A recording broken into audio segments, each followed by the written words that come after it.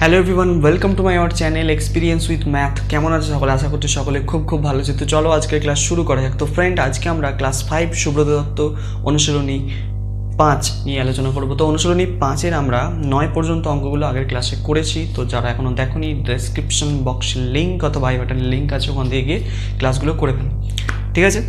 তো আজকে আমরা স্টার্ট করবো 10-এর দাগের অঙ্ক থেকে। আর হ্যাঁ, যদি কোথাও বুঝতে অসুবিধা হয় বা কোনো জিনিস অসুবিধা হয়েছে বা কোনো অঙ্কে আটকে গেছো, তো অবশ্যই কমেন্ট সেকশনে সেটা জানিও, ঠিক আছে? তো এবার আসবো, দেখো মানে 10-এর অঙ্কটা। প্রশ্নটা কি বলছে? বলছে যে কোনো পূর্ণ সংখ্যার হর কত? যে কোনো একটা পূর্ণ সংখ্যা নেবো। পূর্ণ সংখ্যা কি? গোটা সংখ্যা। গোটা সংখ্যাগুলোকে আমরা কি বলি? পূর্ণ সংখ্যা। যে কোনো পূর্ণ সংখ্যা, সেটা 1 হতে পারে, 2 হতে পারে, 0 হতে পারে, 1 2 3 4 0 হতে পারে, ঠিক আছে? -1ও হতে পারে, -2ও হতে পারে। তো এগুলোকে সব আমরা পূর্ণ সংখ্যা বলি। তো এই পূর্ণ সংখ্যার হর কত জিজ্ঞেস করেছে। হর কত মানে মানে দেখো, আমি একটা সংখ্যা লিখছি 4। তো এই 4 সংখ্যাটার তলায় কিছু নেই, মানে কত আছে বলো তো? 1 আছে। এটা আমরা ধরে নিই প্রত্যেকটা অঙ্ক করার ক্ষেত্রে, যখন আমরা বিশেষ করে ভগ্নাংশের যোগ বিয়োগগুলো করেছি, তো সেখানে আমরা কি ধরে নিয়েছি, যখন এরকম ধরনের থাকে 4 + 3/8 এরকম ধরনের থাকে, তখন আমরা কি বলি যে এখানে কিছু নেই, মানে 1 ধরে নেব তো আমরা সবসময়, ঠিক আছে? তার মানে কি 1 আছে, এটা কিন্তু আমরা লিখি না, 1 থাকে। প্রত্যেকটা পূর্ণ সংখ্যার নিচে 1 থাকে, ঠিক আছে? মানে 4/1 মানেই 4 দাঁড়ায়, ঠিক আছে? মানে 1 দিয়ে যাই ভাগ করি সেটাই হয়, অর্থাৎ এই 1টা লেখা থাকে না। তো আমাকে জিজ্ঞেস করেছে তাহলে কি, যে কোনো পূর্ণ সংখ্যার হর কত। তাহলে পূর্ণ সংখ্যার হর, যে কোনো পূর্ণ সংখ্যার হর তাহলে কত হলো? 1। তাহলে পূর্ণ সংখ্যার হর কত হলো? 1। এটাই আনসার। বোঝা গেল? তাহলে পূর্ণ সংখ্যার হর কত? 1। ক্লিয়ার? ঠিক আছে, তাহলে এই গেল আমাদের 1-এর অঙ্কটা। এই 1-এর সরি 10-এর অঙ্ক গেল। এবারে আসবো আমরা 11-র অঙ্কটা। 11-র দাগের অঙ্ক কি বলছে পড়ে নাও একটু। দেখো 11-র দাগের অঙ্ক কি বলছে আমাকে। বলছে 1-এর 2 এবং 2-এর 3। 1-এর 2 আর 2-এর 3-এর মধ্যে কোনটা বড়? 1-এর 2 আর 2-এর 3 দুটো ভগ্নাংশ আছে, দেখো 1-এর 2 আর আছে 2-এর 3। তো এদের মধ্যে কোনটা বড় আমরা বলবো কি করে? ঠিক আছে, আন্দাজে বলার দরকার নেই, ঠিক আছে? কোনো ভবিষ্যৎবাণী করার দরকার নেই, খুব সহজে আমরা বলতে পারবো। এরকম দেওয়া থাকলে কি করবে, যে নিচের যে হরগুলো আছে, এখানে হর কত আছে 2, এখানের হর কত আছে 3। তো হরগুলোর কি করব? লসাগু করব। কি করব? হরগুলির লসাগু করব। কি করব? লসাগু। তো লসাগু কত? 2 আর 3-এর যদি লসাগু করো, 2 আর 3কে তো কিছুতেই, মানে 1 ছাড়া কিছুতেই যাবে না, জন্য 2 আর 3কে গুণ করে দাও। তাহলে কত হচ্ছে? 6 লসাগু হচ্ছে। তাহলে যে লসাগুটা পেলাম, সেই লসাগুটা হচ্ছে আমরা কি নিচে হরের সঙ্গে সমান করব, মানে এখানেও 6 করতে হবে, এখানেও 6 করতে হবে। তো এবার দেখো, আমি দেখো কি করছি। তো আমাকে বলো তো, এই 2-এর সাথে কত গুণ করলে 6 হবে? 3 গুণ করলে 6 হবে। তাহলে যেহেতু 3 নিচে গুণ করলাম, উপরে একটা 3 গুণ করে দিলাম, ঠিক আছে? এবার দেখো, এবার হলো 3-এর সাথে কত গুণ করলে 6 হবে? 2 গুণ করলে 6 হবে। তাহলে উপরে একটা কি করবো? 2 গুণ করে দেবো, হয়ে গেল। তাহলে 3 1 কে 3 আর নিচে 3 2 6। এখানে দেখো 2 2 4 আর 3 2 6। দেখো নিচের যে হরগুলো পেলাম, এখানেও 6, এখানেও 6 আছে। তাহলে হর যখন সমান হয়ে যাবে, যখন হর সমান থাকবে কোনো ভগ্নাংশের, যার লবটা বড় সেই ভগ্নাংশটাই সব থেকে বড় হবে। তাহলে এখানে লব কার বড়? এইটার লব বড়। এখানে 4 আছে আর এখানে 3 আছে, 4 > 3 আমরা জানি। তাহলে 4 সব থেকে বড়। তাহলে 4-এর 6 ভগ্নাংশটা কোনখান থেকে এসছে? এই যে 2-এর 3 থেকে এসছে। তাহলে আমরা উত্তরে কি লিখবো? সব থেকে বড় কোনটা? 2-এর 3 বড়। কার থেকে? 1-এর 2-এর থেকে। বোঝা গেল? এটাই তোমাদের উত্তর। তাহলে 2-এর 3টা বড়, ঠিক আছে? কে বড়? 2-এর 3 বড়। ক্লিয়ার? বোঝা গেল? খুব সোজা অঙ্ক, দেখেন খুব সোজা অঙ্ক। এইভাবে তোমরা কিন্তু যে কোনো মানে ভগ্নাংশ দেওয়া থাকলে সহজে কিন্তু কোনটা ছোট কোনটা বড় সেটা বার করতে পারবে, ঠিক আছে? তাহলে এই গেল আমাদের কত অঙ্ক? 11-র অঙ্কটা। তো এর পরবর্তী যে অঙ্কটা আসবো, মানে 12-র অঙ্কটাতে। 12-র অঙ্কটা কি বলছে দেখো, যে কোনো সংখ্যার কতগুলি গুণিতক আছে, ঠিক আছে? 12-র অঙ্ক বলছে যে কোনো সংখ্যার কতগুলি গুণিতক আছে। যে কোনো সংখ্যা, যে কোনো একটা সংখ্যা নিয়ে যদি আমি ধরো 5 নিচ্ছি, তাহলে এর কতগুলো গুণিতক আছে? এর কত গুণিতক আছে 5-এর? আমি বলবো উত্তর কি অসংখ্য গুণিতক আছে। স্যার গুণিতক ব্যাপারটা বুঝি না ঠিক। দেখো গুণিতক ব্যাপারটা কি, গুণিতক ব্যাপার মানে হচ্ছে গুণ করে যা পাই আমরা সেটাকে বলি গুণিতক। ওই সংখ্যাটা কি করে বুঝলাম, আমি বলছি 5-এর সাথে যা গুণ করে পাবো, ধরো আমি 5-এর সাথে 2 গুণ করছি, তাহলে কত হচ্ছে 10, তাহলে এই 10 হচ্ছে 5-এর গুণিতক, ঠিক আছে। আবার 2-এরও কিন্তু গুণিতক, এই 10টা 2-এরও কিন্তু গুণিতক। কেন? কারণ 2-এর সাথে কাকে গুণ করেছি, 5কে গুণ করে 10কে পেয়েছি, তাহলে 2-এরও গুণিতক হচ্ছে 10। ওটা ছাড়ো, তাহলে আমরা এটুকু জেনে রাখলাম কি যা গুণ করে পাই, তাহলে 5-এর সঙ্গে যাই গুণ করব সেটাই হবে 5-এর গুণিতক। তাহলে 5-এর সাথে আমি শুধুমাত্র 2কে গুণ করতে পারবো, হাজারো সংখ্যা আছে, লাখো সংখ্যা আছে, কোটি সংখ্যা আছে, যত খুশি গুণ করব, যেগুলো পাবো সেগুলোই গুণিতক। অর্থাৎ আমরা এটা বলতে পারি কি যে 5-এর যে কোনো সংখ্যার গুণিতক কি অসংখ্য, যে কোনো সংখ্যার গুণিতক হচ্ছে গুণিতক কি অসংখ্য, অসংখ্য। বোঝা গেল? তাহলে যে কোনো সংখ্যার গুণিতক কি অসংখ্য, ঠিক আছে, ক্লিয়ার? আচ্ছা, এই গেল আমাদের তাহলে 12 অঙ্ক। এর পরবর্তী অঙ্ক কোনটা? 13। চলো 13 অঙ্কটা কি বলছে দেখা যাক। 13 অঙ্ক কি বলছে, 13 অঙ্ক কি বলছে দেখা যাক। দেখো 13 অঙ্ক বলছে কি পরপর 3টি সংখ্যার গড় কত, পরপর 3টি সংখ্যার গড় কত। গড় ব্যাপারটা একটু বুঝে নাও, গড় জিনিসটা কি, গড় মানে কি, গড় মানে কি, ধরো একটি গাছে 5টা নারকেল হয়েছে, এটি গাছ আছে যাতে 5টা নারকেল হয়েছে, আর একটা গাছ আছে যাতে 3টে নারকেল হয়েছে, আর একটা গাছ হয়েছে 1টি নারকেল, ঠিক আছে। আমি কি বললাম ভালো করে বুঝবে, একটি গাছে 5টা নারকেল, আরেকটি গাছে 3টে নারকেল, আর একটি গাছে 1টি নারকেল হয়েছে। বললাম যে গড়ে 3টে গাছে কতগুলি নাম্বার নেই, কতগুলি নারকেল হয়েছে। গড় মানে এটা বোঝায় যে মোট কতগুলি নারকেল আছে, মোট কতগুলো নারকেল আছে আর কতগুলো গাছে হয়েছে, সেই সংখ্যাটা দিয়ে যদি আমি ভাগ করে দিই তাহলে হচ্ছে আমরা গড়ে পেয়ে যাবো। গড় মানে এরকম ব্যাপার, ধরো একটা সিম্পল একটা উদাহরণ দিচ্ছি তাহলে বুঝতে পারবে ব্যাপারটা। ধরো তোমার কাছে 5 টাকা আছে, তোমার কাছে এটা তুমি, এটা তুমি, ঠিক আছে, তোমার কাছে আছে কত 5 টাকা। তোমার একটা বন্ধু যার নাম হচ্ছে ধরো রোহিত, রোহিত, রোহিতের কাছে আছে 3 টাকা। আর একটা বন্ধু হচ্ছে রিজু, ধরো তুমি রিজু, তার কাছে আছে 1 টাকা। আমি বললাম তোমাদের কাছে গড়ে কত টাকা আছে। গড় মানে এরকম বোঝায় মানে কি সবার কাছে আমরা কি করব, এই যে মোট টাকাটা আমরা কি করলাম গড় করতে গেলে বলবো যে সবাই যার যার কাছে যা টাকা আছে সব টাকাগুলো দে, কত টাকা হচ্ছে দেখি। 3টাকে যোগ করলাম কত হচ্ছে, 5 আর 3 8, আর 1 9 টাকা। তাহলে মোট কত টাকা বেরোলো 9 টাকা। আমরা কতজন আছি 3 জন আছি, তাহলে 3 দিয়ে ভাগ করে দেবো, তাহলে কত হচ্ছে 3 3 9। তাহলে আমাদের কাছে গড়ে কত টাকা করে আছে 3 টাকা করে। মানে মোট টাকাটাকে আমরা যে আমাদের কাছে যে টাকাটা আছে সেই মোট টাকাটাকে কি করবো একসঙ্গে করে সবাই সমান সমান করে নেবো, সবার কাছে কি করব সমান সমান করে নেবো, ঠিক আছে। ওই যে সমান সমান করা ব্যাপারটা ওটাই হচ্ছে গড়। তাহলে আমাদের কাছে মোট কত টাকা ছিল 9 টাকা ছিল, মোট ছিল কত টাকা 9 টাকা। আমরা কজন ছিলাম 1 2 3, তাহলে 3 জন ছিলাম বলে 3 দিয়ে ভাগ করেছি, তাহলে সমান হয়ে গেছে, 3 দিয়ে ভাগ করেছি, তাহলে 3 টাকা করে পাচ্ছি সবার কাছে কি 3 টাকা 3 টাকা 3 টাকা করে আছে। এইভাবে হচ্ছে গড়। তাহলে আমরা বলতে পারি আমাদের কাছে গড়ে কত টাকা আছে 3 টাকা আছে, ক্লিয়ার? তো আমাকে এখানে তাহলে প্রশ্ন, তাহলে কি, তাহলে গড় ব্যাপারটা বোঝা গেল নিশ্চয়ই, ক্লিয়ার?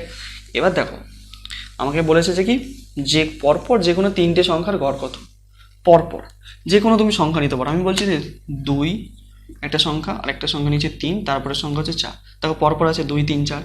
তো এই 3টে সংখ্যার গড় কত, তো কী করে বার করবো এই 3টে সংখ্যার গড়? তো আমরা কী করবো প্রথমে এই 3টে সংখ্যাকে মোট বার করে নেবো, 2 + 3 + 4। কটা সংখ্যা আছে 3টে সংখ্যা আছে বলে 3 দিয়ে ভাগ করে দেবো। তাহলে দেখো 4 আর 2 6 আর 3 9, 9/3 হচ্ছে, তাহলে 3 3 9। তাহলে কি পেলাম বলো তো 3 পেলাম, 3 পেলাম। আচ্ছা আরেকটা জিনিস দেখাচ্ছি, আরেকটা আমি সংখ্যা বলছি, ধরো 1 2 3 বলছি, 1 2 3, এদের গড় বের করো। এদের গড় পার করলে কত পাবো দেখো, প্রথমে কী করবো 3টে সংখ্যাকে যোগ করে দেবো, 1 + 2 + 3। কটা সংখ্যা আছে 3টে সংখ্যা আছে, 3 দিয়ে ভাগ করো, তাহলে কত হচ্ছে 3 দিয়ে 5 রেখে 6, 6/3, তার মানে কত হচ্ছে 2, ঠিক আছে। তাহলে পরপর 3টে সংখ্যার আমরা গড় করছি, যে কোনো পরপর আমি হচ্ছে 2 3 4 নিয়েছি প্রথমের ক্ষেত্রে, এক্ষেত্রে গড় করলাম, কত পেলাম? 3 পেলাম। তারপরে একটা পরপর সংখ্যা নিয়েছি, দেখো 1 2 3, গড় পেলাম 2। এবার একটা বিষয়, এখানে তোমাকে প্রশ্নটা কি করেছে, প্রশ্ন করেছে যে পরপর 3টে সংখ্যার গড় কত হয়। তার মানে এমন একটা আনসার যেটা সবার ক্ষেত্রে হয়। ঠিক আছে, এখানে দেখো একটা কমন জিনিস তোমরা দেখতে পারো, মানে সাধারণ বিষয় দুটো, এই যে দুটো তোমাদেরকে দেখালাম দুটো বিষয়, সেখানে একটা সাধারণ বিষয় কি দেখো তুমি ভালো করে লক্ষ্য করে। বিষয়টা হচ্ছে দেখো এখানে দেখো 2 3 4 এদের গড় কত বেরিয়েছে? 3। 3টা অ্যাকচুয়ালি দেখো এর মাঝের সংখ্যাটা, মানে এই যে 3টে সংখ্যা লিখেছি, 3টে সংখ্যার মাঝে আছে 3, সেই 3টা আনসার বেরিয়েছে এখানে। এখানেও দেখো এখানে মাঝের সংখ্যাটা কত আছে? 2। দেখো আমার উত্তরটা কত বেরিয়েছে? এখানে 2। ঠিক আছে, তাহলে একটা জিনিস এখান থেকে আমরা বলতে পারি কি, যে পরপর 3টি সংখ্যার গড় হচ্ছে ওই 3টে সংখ্যার মাঝে যে সংখ্যাটা আছে সেই সংখ্যাটাই হবে উত্তর। তাহলে হচ্ছে পরপর 3টি সংখ্যার গড় কত? মাঝের সংখ্যাটা। ঠিক আছে, মানে তোমাকে যদি বলে দেয় যে 40 41 42, এই 3টে সংখ্যার গড় কত হবে, তুমি একদম চোখ কান বুঝে বলে দেবে কত? 41 হবে। ঠিক আছে, মানে পরপর 3টি সংখ্যার গড় হয় মাঝের সংখ্যাটা। উত্তরটা বোঝা গেল কি করে হলো? তাহলে আমরা এখানে লিখতে পারি যে পরপর 3টি সংখ্যার গড় কত? 3টি সংখ্যার গড় হচ্ছে কি মাঝের সংখ্যাটি, মাঝের সংখ্যাটি। ক্লিয়ার, বোঝা গেল নিশ্চয়ই? খুব সোজা অঙ্ক, ইম্পর্টেন্ট অঙ্ক, আশা করছি বোঝা গেছে। দেখে নাও ভালো করে।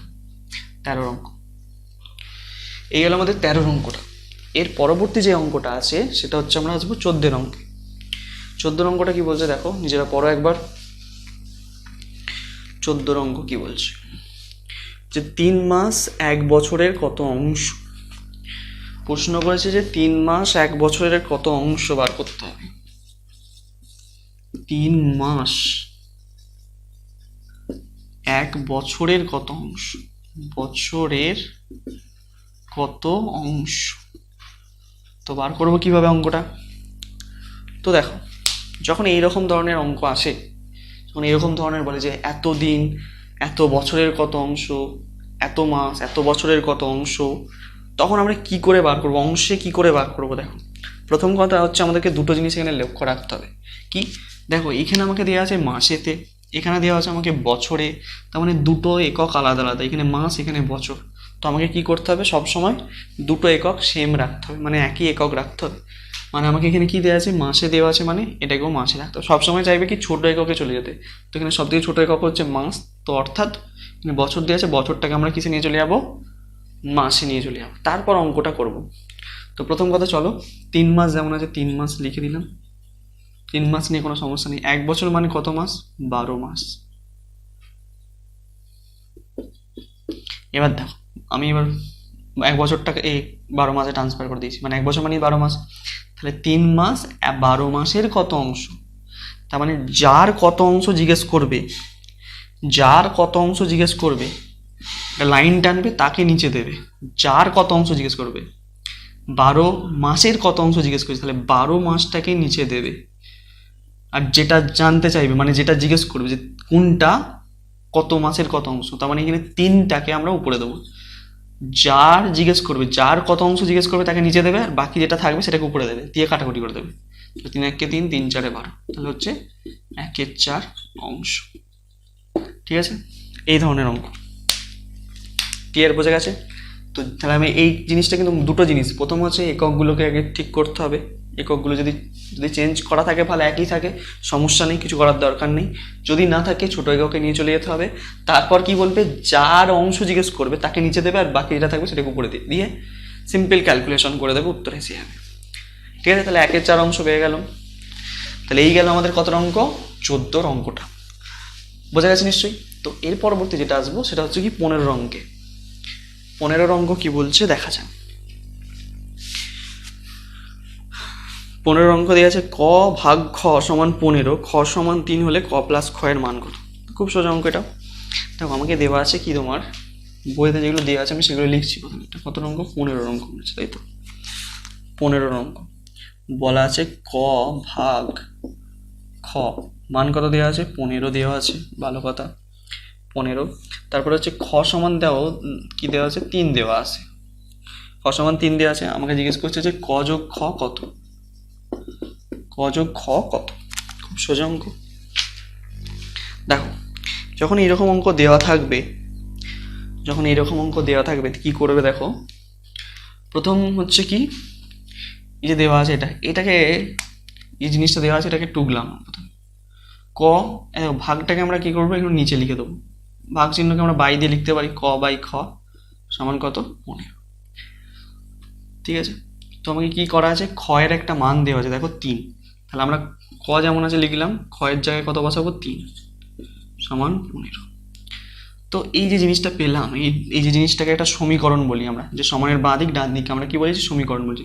তো এর তলায় কিছু নেই, মানে 1 আছে। যখন এরকম জিনিস আসে অঙ্কের ক্ষেত্রে আমরা কি করি, কোনাকুনি গুণ করে দেবো, এইভাবে এর সাথে এর গুণ করে দেবো। তাহলে কি হবে দেখো, ক এর মান পেয়ে যাবে একটা।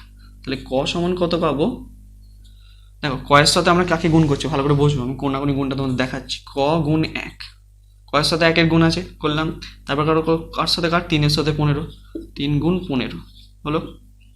তাহলে ক এর সাথে যদি 1 গুণ করি তাহলে কি পাবো, 1 এর সাথে যাই গুণ করি সেটাই পাই। ক সমান তাহলে 3 15 45।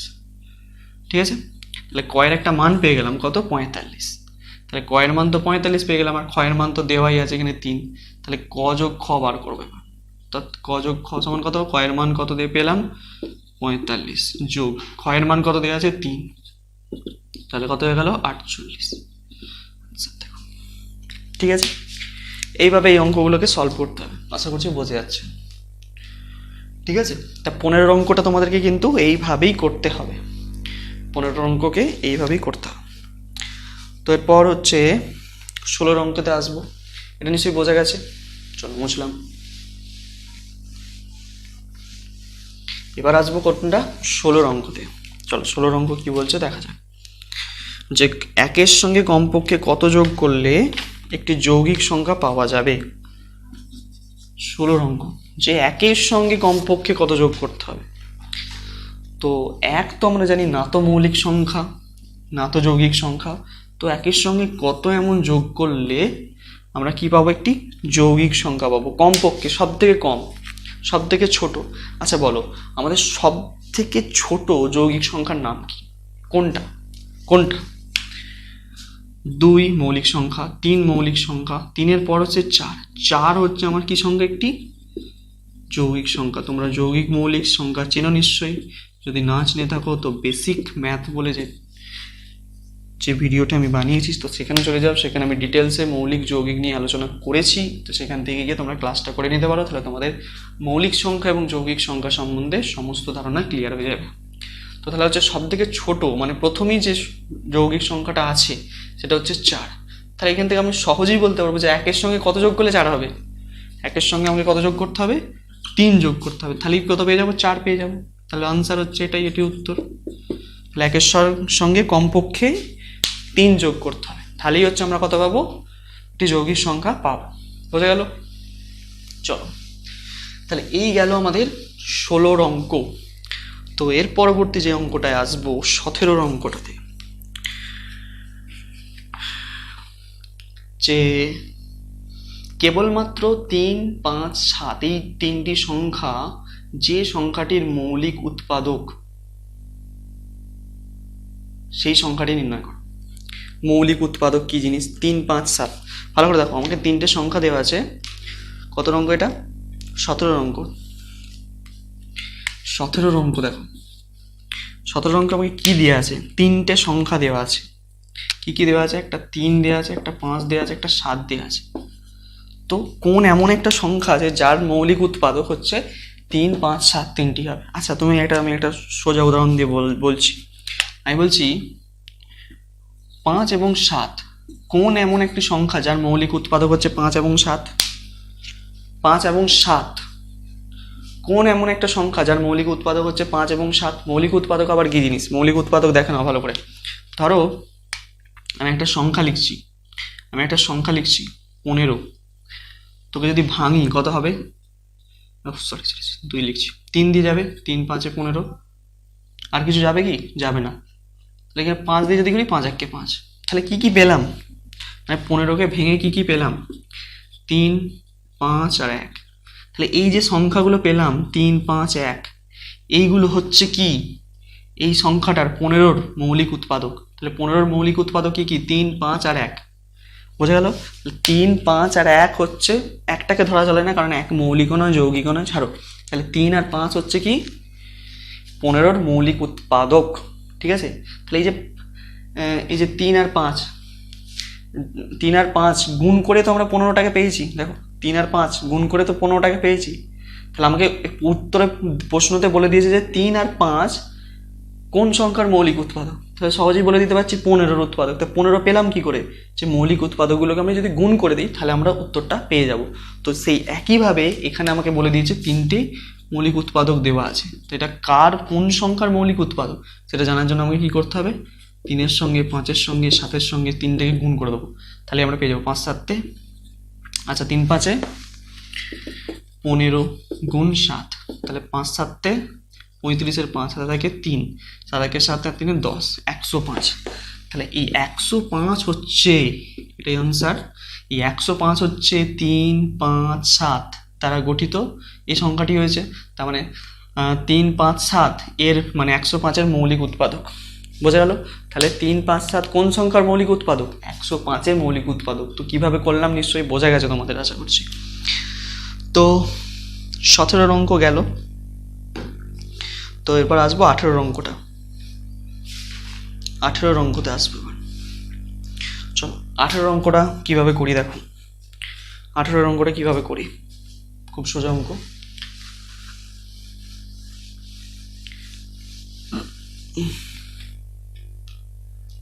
কত অঙ্কে আসবো? 18-র অঙ্কে আসবো।